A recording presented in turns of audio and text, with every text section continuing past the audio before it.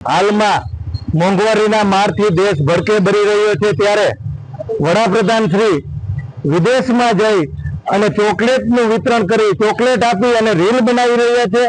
એક બાજુથી લોકો મોંઘવારીના ભરડામાં પીસાઈ રહ્યા છે તો બીજી તરફ વડાપ્રધાન શ્રીની આવી જે ચોકલેટની રીલ બનાવવામાં આવી છે એ અશોભનીય બાબત છે।